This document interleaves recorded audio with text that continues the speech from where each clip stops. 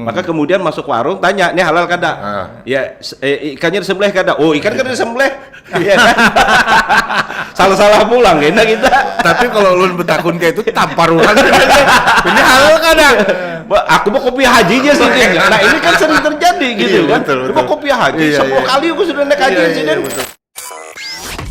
Selamat datang di Pojok Kesah, podcastnya Orang Samarinda, sebuah wadah yang menarik untuk curah pendapat dan adu gagasan yang menginspirasi dan penuh kreativitas.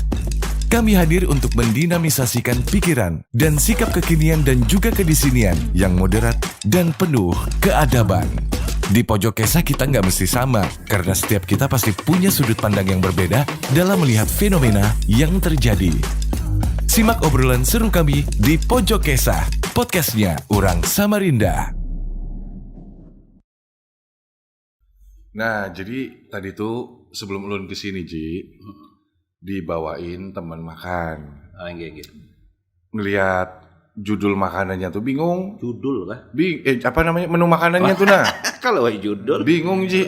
Kalau Jadi judul, karena hati ini was-was, takut ini betulkah makanannya aman aja, aman tanda kutip maksud ulun. Atau enggak, jadi ulun memutuskan enggak makan. Jadi aslinya ulun ini seharian ini belum makan aja.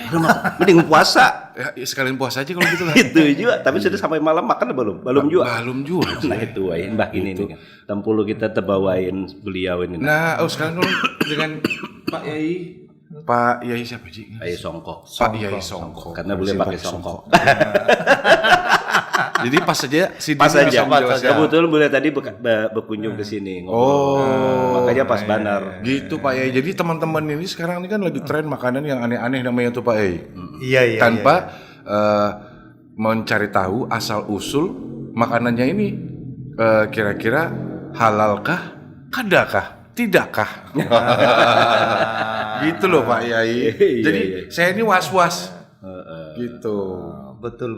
Beliau ini kan posisi sekarang itu kan di LPPOM MUI. Oh, LPPOM MUI. Nah, pas saja berarti. Jadi pemeriksa halal itu beliau. Iya, beliau. Nah, mungkin sekalian tanya-tanya aja, Jay. Iya, yang makanya ini dimaksud, kesempatan ini. Pas ini momennya. Iya. Yang dimaksud dengan halal tuh mungkin bisa dijelaskan dulu nih Pak Yai.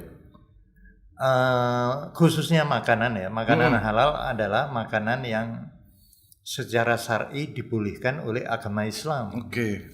Itu bahannya halal, prosesnya thayyib. Jadi bersih, halal dan baik, halal dan higienis, halal dan membawa manfaat dalam arti kata baik. Itu halal. Halalnya di situ ya, makna halal di situ ya. Oh, berarti seperti ungkapan yang kemarin Pian sampaikan itu apa? Tuh Ji, lupa ngarannya. Iya, kalau bahasa agama itu kan perintah Tuhan itu bahwasanya makan dan minumlah yang halal thayyiban. Berarti tadi kata beliau tadi halal itu adalah dari aspek materinya gitu ya. Thayyibnya itu dari prosesnya. Gitu ya. Begitu Pak ya? Iya. Biar konfirmasi enak gitu kan. Masalahnya kita banyak yang ragu-ragu. Masalah gini loh, halal itu kan apakah kemudian pemaknaan halal itu kan, mohon maaf ya, saking orang memastikan nih di masyarakat ya. Ada orang yang mengatakan halal 100% halal. Mengklaim gitu ya. Mengklaim ya. Iya, karena ditulis halal gitu kan, gede gitu halal. Iya. Sudah pakai kopiah haji orangnya gitu kan, kayak gitu kan. Apakah yang disebut pemaknaan halal itu seperti itu atau memang ada proses, prosedur gitu kan, gitu menarik itu. Iya, misalkan ayam. Ayam ini hewan halal. Tapi kalau penyembelihannya itu tidak dengan cara yang benar secara syar'i, menjadi tidak halal. Misalkan saja di pemotongan itu kan 3 jenis saluran harus putus, terpotong. Alat potongnya pun tertentu, harus tajam dan sebagainya. Misalkan kalau dicekik walaupun ayam menjadi tidak halal. Caranya berarti keliru ya. Cara yang harus benar juga ya. Ligoirinya nggak masuk. Jadi kalau halal itu kalau dari bahasa agama itu halal haram itu jelas sebenarnya. Dalam Islam itu udah jelas. Wa bainahuma, di antara halal dan haram adalah umur mustabihat. Ada perkara yang bersifat syubhat. Remang-remang, abu-abu, gray area kata orang begitu ya, gray area. Yang remang-remang kan selalu dilarang. Dan itu yang di pojok sana itu warung remang-remang. Bahaya itu. Betul. Ya, warung remang karena memang orangnya nggak punya listrik. Adanya lampu teplok. Lampunya teplok gitu. Digerebek gitu. Loh, kok dia nggak boleh katanya loh. Ini remang-remang. Definisinya keliru. Remangnya itu karena memang redup. Belum pasang listrik, Pak. Belum pasang listrik. Apakah yang listrik netet itu habis pulsanya habis. Jadi remang-remang. Padahal maksud remang-remang itu yang ke sebelah sana. Itu yang nggak boleh gitu. Nah, yang remang-remang atau dalam bahasa subhat tadi ini harus ditinggalkan. Kenapa? Karena syubhat taqafil haram.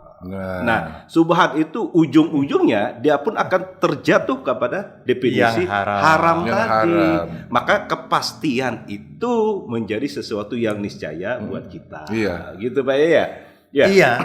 Sehingga diperlukan memang suatu lembaga yang berkompeten untuk menangani makanan, minuman, obat, kosmetik agar masyarakat mendapatkan sesuatu yang jelas. Jadi saudara kita khususnya yang muslim ini menjadi tidak ragu, tentram batinnya dan terlindungi dari produk-produk yang tidak halal. Yang menarik ini begini Pak Yai, ini pertanyaan sederhana dari masyarakat. Misalkan kita punya lembaga POM ya, BPOM yang pemeriksa obat makanan itu ya.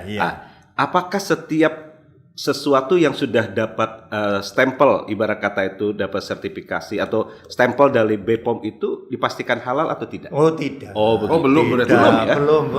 Oke. Kalau dinas kesehatan atau kalau di Samarinda namanya Balai Besar Pengawas Obat dan Makanan. Balai Besar. BPOM. BPOM ya.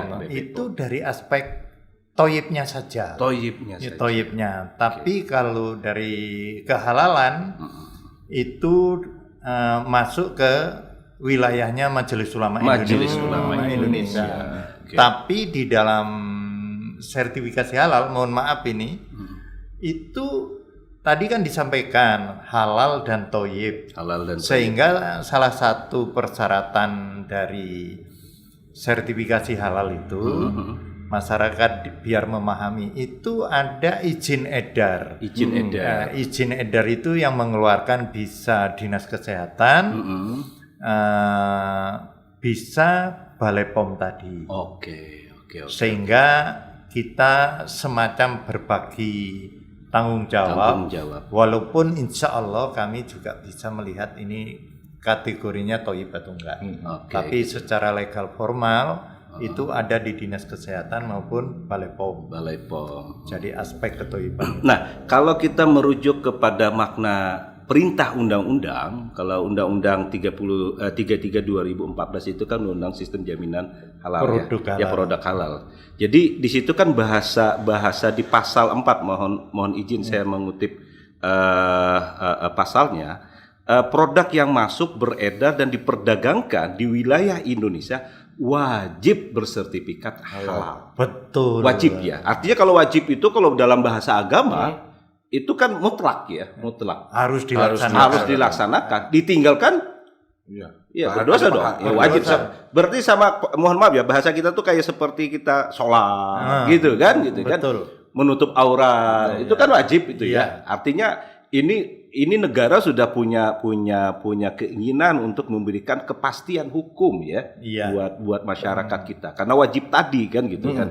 Cuman memang sempat diberikan jeda waktu ya, 2014 kemudian 2019 ya. Betul. 2019 baru kemudian itu berproses juga lagi, ini belum secara utuh ya. Belum secara masih transisi. Masih diperpanjang berarti transisinya. Padahal 2014 kan perintah sudah 5 tahun. Iya, 5 tahun sampai 2019 muncul PP berapa itu? PP 31 ya. PP 31 ada. Iya, 31 dan seterusnya itu ada beberapa peraturan pelaksana yang menginstruksikan untuk pelaksanaan lebih jauh. Tapi kan persoalan lebih jauh ini, mohon maaf Pak, konfirmasi saja sebenarnya.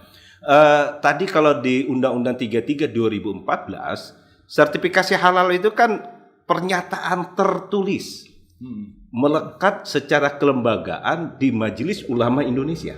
Betul. Nah, CQ Komisi Fatwa ya. CQ Komisi Fatwa. Yang menarik terakhir, saya sempat membaca berita dan diskusi yang cukup memanas ya, terus terang saja itu agak memanas karena posisi tanda kutip kewenangan MUI dengan CQ Komisi Fatwa tadi diintrodusir dengan peraturan menteri, mohon maaf ya, Menteri Agama yang terkait dengan Komite Fatwa Produk Halal. Ini posisinya seperti apa? Ini peraturan menteri ini kan nomor 297 2023. Itu baru itu. Baru banget itu. Dan itu kan satu institusi tanda kutip di bawah kementerian, di bawah pemerintah tanda kutip yang kemudian tanda kutip mereduksi. Apakah itu dimaknai mereduksi kewenangan MUI? ini. Gimana ya? Saya sendiri secara formalnya tidak terlalu jelas, tapi yang saya pahami beberapa informasi bahwa yang fatwanya ada di komite fatwa itu adalah produk-produk yang lewat program self-declare. Oh, self-declare. Apa bedanya dengan, mohon maaf, yang dari misalkan MUI berarti diklasifikasi ya? Iya. Oh, jadi kalau self-declare itu menurut aturan yang saya baca itu hanya produk-produk yang sederhana dan tidak berisiko. Definisi tidak berisiko? Itu no risk atau tidak berisiko atau low risk atau risiko rendah. Oh. Tapi saya mohon maaf, kenyataan di lapangan sangat tidak mudah. Produk yang tidak berisiko itu seperti apa? Mungkin kalau sayur atau buah segar itu oke lah ya. Oke lah. Kelihatan barangnya ya. Atau telur gitu. Tapi begitu roti, roti yang sederhana lah sajalah. Kadang-kadang memerlukan pengembang, pelembut, emulsifier, terus topping-topping yang sangat macam-macam sekarang ini. Itu kita kan harus tahu bahan-bahan ini dibuat dari bahan apa. Nah, untuk bisa tahu itu memang harus ada kompetensi tertentu. Jadi harus punya kompetensi tertentu yang harus dipunyai oleh seseorang pemeriksa. Atau auditor, atau kalau saya declare ini adalah pendamping. Okay. Namanya pendamping harus bisa menjelaskan kepada yang didampingi. Nah, sedikit banyak memang kami mendengar ya, ada pendampingan tapi jarak jauh. Kok bisa? Jadi tidak langsung di tempat gitu Pak Yaya? Iya. Nah, pendamping. Ini kan itu kayak pendamping hidup tapi LDR. Misalkan long distance relationship berarti. Oh iya, kan repot itu ya. Itu Pak, ya kan orang nih misalkan mohon maaf ya, kayak kawin gitu ya. Iya. Kawin itu kan kalau jarak jauh terus gimana itu jadinya ya? Bisa jadi kayak gini Ji. Yang Bini bertakun, yang lagi di mana? Anu lagi di gawian, padahal sebenarnya lagi di jalan. Gawiannya berjalan. Kalau jarak jauh ini kan susah memastikan dia, Pak Yaya. Nggak ngelihat ya. Nah, iya. Padahal harapannya yang namanya pendamping itu yang mendampingi pelaku usaha, mulai dari cara bikinnya yang benar seperti apa. Betul. Bahan yang dibolehkan itu bahan apa. Oke. Nah, tapi dengan kemajuan teknologi mungkin ini baru mungkin bisa disiasati lewat telepon. Telepon ya agak riskan. Karena begini contohnya ya. Menurut aturan dari aspek ketoyiban ini yang ada di ranahnya Dinas Kesehatan maupun Balai POM. Misalkan saja ruang produksi. Ruang produksi itu tidak boleh menghadap langsung dengan toilet. Oke. Ini contoh yang paling mudah dipahami. Kalau sampai jarak jauh, kan nggak mungkin. Ya LDRan tadi ya. Iya, tidak mungkin bisa melihat. Apalagi pelaku usaha sekarang itu kebanyakan produknya itu tidak satu saja. Tidak satu. Nah, kalau kita bisa memeriksanya langsung ke rumah pelaku usaha atau on-site ya, betul. On-site itu bisa menanyakan loh, ini kok ada produk ini kok ada produk ini, betul. Termasuk bahannya bisa ketahuan. Loh, ini kok punya bahan ini Bu, yang dilaporkan kok hanya ini. Betul. Lah ini kan akan bisa terjadi miss lah. Betul. Jangan-jangan itu masuk subhat nanti. Nah, Kan gini loh, kalau saya mencoba melihat aspek itu ya Pak ya, halal itu jelas, haram itu jelas. Halal itu kan tidak definisikan sekedar zatnya, tapi prosesnya. Prosesnya juga. Haramnya pun sama. Zatnya halal tadi ya, tadi kayak penyembelihan tadi. Zatnya halal, tapi manakala prosesnya tidak halal atau tidak thayyib, itu jatuhnya menjadi haram. Haram li ghairih dia jatuh. Apalagi posisi yang subhat tadi. Nah, ini meragukan, mohon maaf ya kalau bahasa kita mengkritisi pemaknaan itu, yang tadi mungkin nggak misalkan pendamping tadi, apakah pendamping itu identik dengan orang setempat atau boleh, mohon maaf, dari sisi aturan itu orang di luar wilayah itu. Kalau dilihat tadi posisi online dan sebagainya, gitu Pak Yai. Saya kira sangat tidak bijak kalau kata pendamping itu jarak jauh. Nah, itu tadi. Betul. Saya kira harus orang yang setempat kemudian melihat proses. Kami pernah menanyakan bahwa harapan pemerintah ini dibentuknya pendamping itu memang harus berdekatan, bisa mendampingi sehingga hasil produksinya betul-betul halal dan thayyib. Jadi mendampingi. Kalau jarak jauh, walaupun misalkan bisa video call, direkam segala macam, oke lah pada saat situasi kurang mendukung, seperti kemarin itu adanya COVID, itu masih memungkinkan dan itu pun tidak mudah, syarat lewat apa ya, media ya, lewat media itu tidak mungkin. Dan kalau pelaku usaha ini kecil, kadang-kadang paket HP-nya saja pulsanya itu terbatas. Jadi kalau apalagi ke hulu ya, misalkan ke hulu gitu ya, Hulu Mahakam sana misalkan ya, suruh bikin video, waduh, habis kuota Pak Yai. Wah, akhirnya anggapannya mahal gitu kan, keluar biaya lagi gitu keluar ya. biaya lagi dan belum lagi hubungan dengan jaringan. Iya betul. Ini juga ada informasi ya, walaupun tidak legal, itu memang dilakukan jarak jauh dan pernah ada pelaku usaha itu konfirmasi ke kami, kok sertifikatnya tidak keluar dan iya. Padahal bukan kewenangan kita ya. Bukan kewenangan kita. Yang kedua itu, iya. Pak, ini sertifikatnya resmi enggak? Ini saya belum pernah didatangi oleh pendamping, tapi kok sudah keluar. Artinya mereka bagus, lebih memperhatikan ya. Betul. Makanya mungkin ya ini dampak lanjutannya adalah muncul tanda kutip, kemarin kan sempat mohon maaf viral tanda kutip ya wine gitu, halal jadi wine halal katanya diperbolehkan. Iya, muncul logo-logo halal seperti itu. Nah ini kan kita sebenarnya kan keresahan ya, keresahan masyarakat untuk yang tadi meminta kepastian hukum dari satu produk yang dia konsumsi gitu kan. Dan banyak yang saya dulu sempat membaca beberapa artikel yang kaitannya misalkan dari sisi nama tadi kan kita pas mau makan makan itu kan ragu-ragu nih.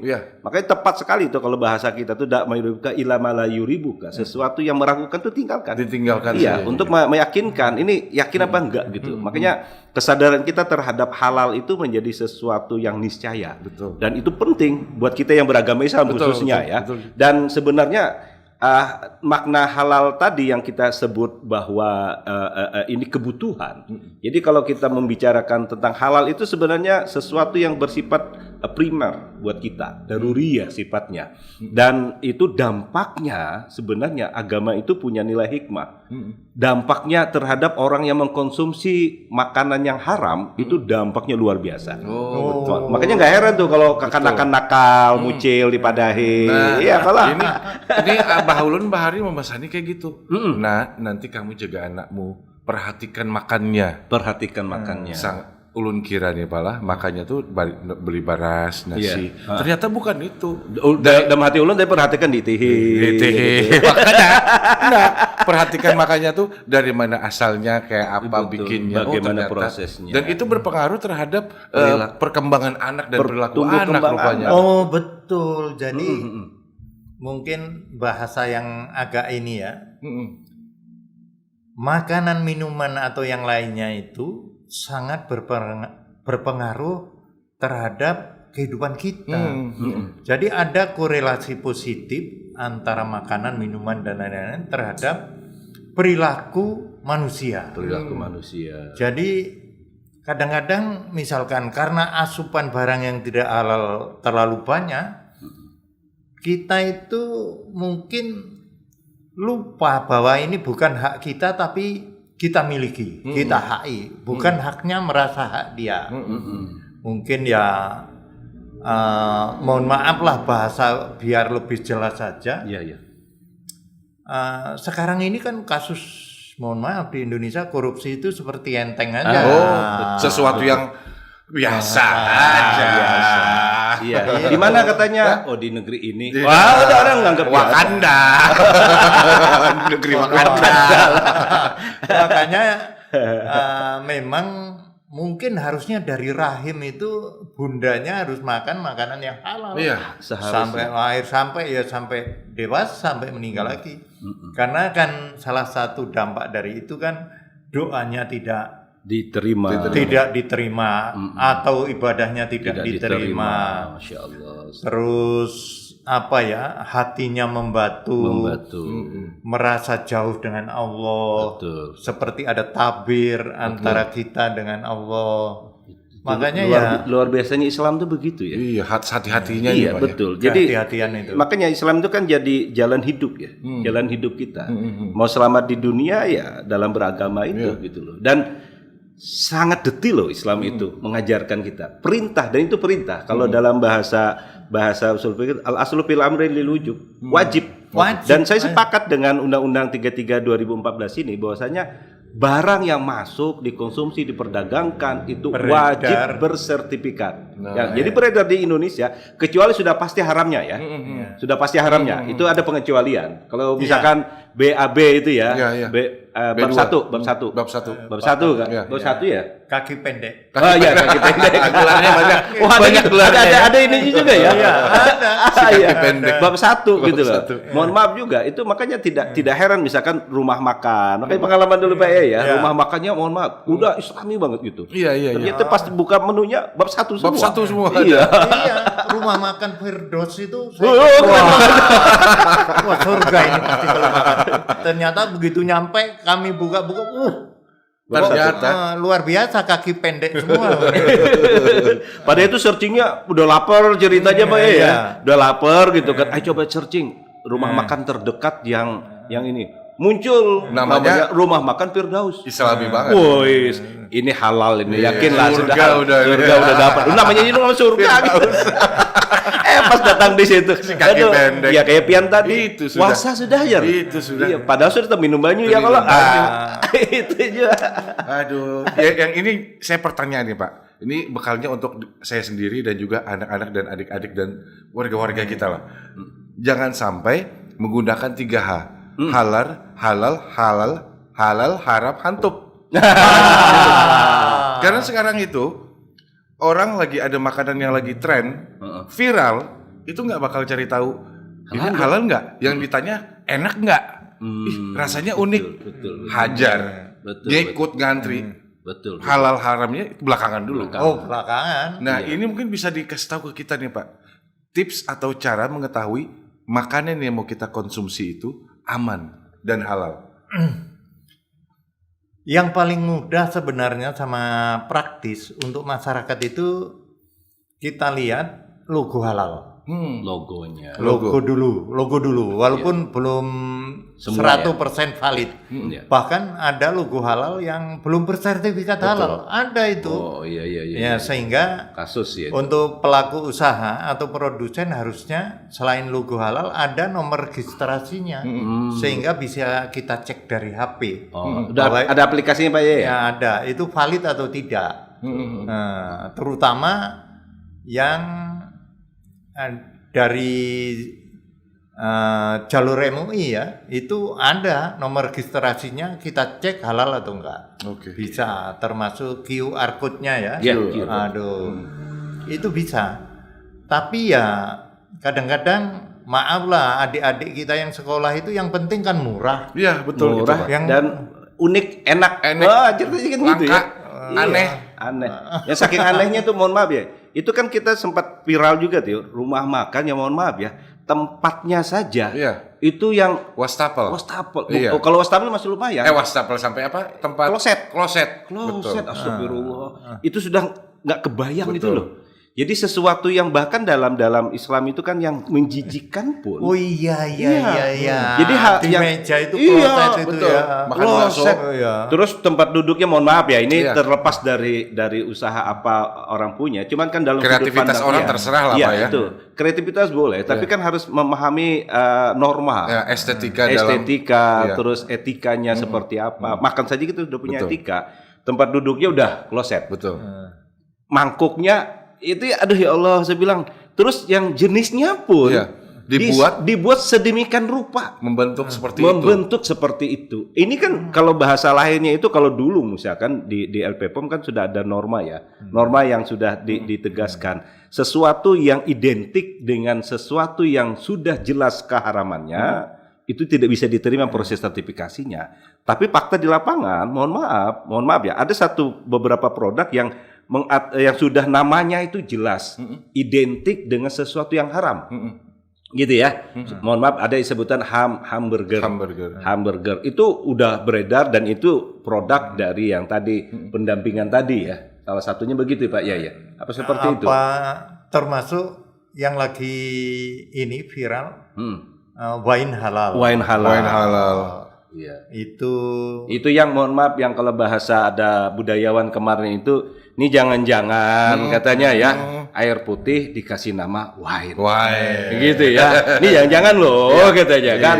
Karena saya teringat ada kejadian di Bandung, mohon maaf, guguk dikasih nama kucing. Kan repot ya. Jadi perlahan merubah mindset masyarakat. Dampaknya nanti orang menganggap wine yang dalam bentuknya sesuatu yang biasa dan orang boleh minum. Betul. Bahayanya di situ. Padahal ya orang sering berdebat dari sisi nama. Sampai kemudian antara celeng dan babi pun diperselisihkan. Kan beda nama. Padahal sama bentuknya. Padahal sama. Iya, jenisnya sama. Gitu. Makanya kadang-kadang terjemahan khinzir itu kan khinzir. Iya. Ada orang menerjemahkan daging babi. Lahmul khinzir katanya. Iya. Tapi kulitnya nggak haram gitu lah. Untuk rambak kan banyak rambak terbuat dari kulit babi. Apalagi dari Bali. Tidak hanya dari sana. Sempat viral makanannya sih aman, halal. Pakai keripiknya, kulit rambak itu. Rambak. Nah, ini kan juga edukasi untuk masyarakat bahwa rumah makan yang sudah bersertifikat halal itu kita tidak boleh membawa makanan dari luar. Betul. Itu. Oh begitu ya? Ada etikanya ya? Ya ada, nggak boleh karena nanti misalkan dikhawatirkan tetangga meja yang lain, itu ada juga. Betul. Pantas aja setiap rumah makan, maksudnya kan kita beberapa produk yang franchise gitu yang besar dilarang mau makan dari luar. Salah satu pertimbangannya ke sana. Khawatirnya kan nanti ada orang yang merusak citra dari perusahaan atau si kafe itu. Benar juga itu ya. Khawatirkan. Kan kadang masyarakat tuh suka dibilang lumayan hemat kan. Nggak bayar. Saya komplain nih makanannya nih. Ada ini nih. Sudah digratiskan Pak. Nah, ya kan repot kan. Ada lagi yang ngakalin gitu loh. Kan pesannya pakai mangkok besar gitu. Terus ikannya ditambah dari bawah. Bawa dari rumah sendiri. Dari rumah gitu. Iya. Nasi kan dihitung dia sama dia. Iya, Itu betul. sekian nasi. Iya. Bawa kenceng. Bawa kenceng. Cari aman. Jadi kami Kali piknik itu gitu ya. menyarankan Iya, bahkan rumah makan itu karyawannya minta diusahakan dari makanan yang halal itu. Iya.